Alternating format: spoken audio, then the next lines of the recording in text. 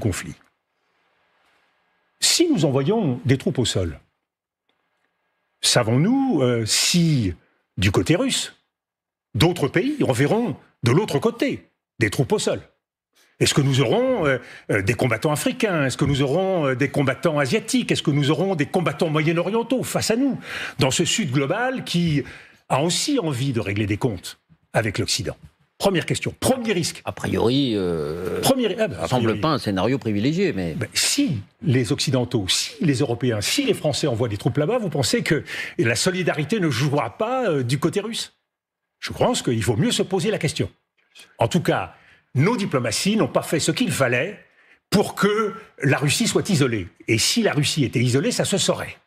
Je pense que nous sommes d'ailleurs davantage isolés, malheureusement, plus isolés que la Russie. Deuxième question majeure, nouveaux fronts, risque de nouveaux fronts. Moi, j'ai alerté, de partie de quelques rares voix qui a dit « Attention, l'Ukraine, c'est une situation dangereuse, mais que se passe-t-il s'il y a un autre front qui s'ouvre ?» Il s'est ouvert le front de Gaza et le front au Proche-Orient. Mais il y a d'autres fronts qui peuvent s'ouvrir. En Corée, en Afrique. Et alors, nous allons, comme ça, faire la guerre sur les 5 continents. Il faut prendre en compte cette réalité. Le monde ne se réduit pas au drame et à la tragédie ukrainienne. On peut considérer que parce que c'est sur le sol européen, il y a une responsabilité particulière on peut considérer des pays européens. Il se trouve que l'Amérique est une puissance globale et que nous prétendons est une puissance globale et donc que nous sommes concernés par les grands équilibres et l'ordre du monde. Et malheureusement, notre diplomatie ne joue pas suffisamment, ne prend pas en compte suffisamment ces désordres qui intéressent les Soudanais, les Congolais. Troisième risque, qui est important, le risque terroriste. Le risque du terrorisme, je ne pense pas à un terrorisme qui viendrait de nos adversaires en Ukraine. Je pense à un terrorisme opportuniste. Quand il y a des situations de désordre de ce type, le terrorisme frappe. Et je vous le rappelle, nous avons prévu, nous, ici en France, non pas une année de guerre, mais une année de fête. Nous allons commémorer dans quelques mois les 80 ans du débarquement et les délégations vont venir du monde entier. Nous allons passer plusieurs mois à fêter les Jeux Olympiques. Si on doit se mobiliser, mobilisons-nous, mais il aurait peut-être fallu le faire un peu plus. L'économie de guerre, je ne la vois pas.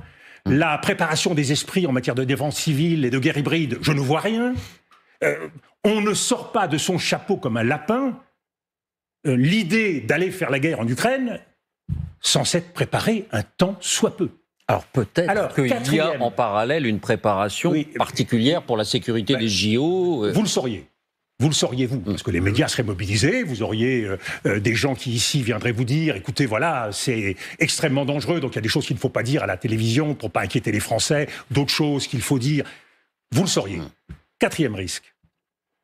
Nous sommes à la veille d'une élection américaine qui va déterminer le nouvel ordre mondial. Il y a fort à parier que nous soyons partis pour un nouveau temps d'isolationnisme et de protectionnisme comme le monde n'en a jamais connu, voire de cassure de ce nouvel ordre mondial entre Trump et une Chine qui vient de fêter la réunion de son Parlement et qui se recroqueville, se resserre, se sécurise encore davantage. C'est un contexte général, mondial, qu'il faut prendre en compte. Et puis un dernier élément qui est peut-être l'un des plus importants, qui est le risque nucléaire. Je connais les bons experts, les grands experts qui s'expriment sur ces sujets, et je les respecte infiniment. Bruno Tertrais a fait un livre tout à fait remarquable sur ce sujet. Mais envoyer les troupes au sol, des combattants, nous place dans une situation en termes de dissuasion que nous n'avons jamais connue. 40 ans de guerre froide, jamais les forces du pacte de Varsovie et les forces de l'OTAN ne se sont affrontées. Et c'est pas par hasard. C'est à cause d'une réalité qui tient à la grammaire du nucléaire, à la règle du nucléaire. La règle de la dissuasion, c'est d'être assise sur le principe de destruction mutuelle assurée. C'est-à-dire que si l'un emploie la bombe, l'autre répond, et qu'à la fin, on est tous morts. Alors ce serait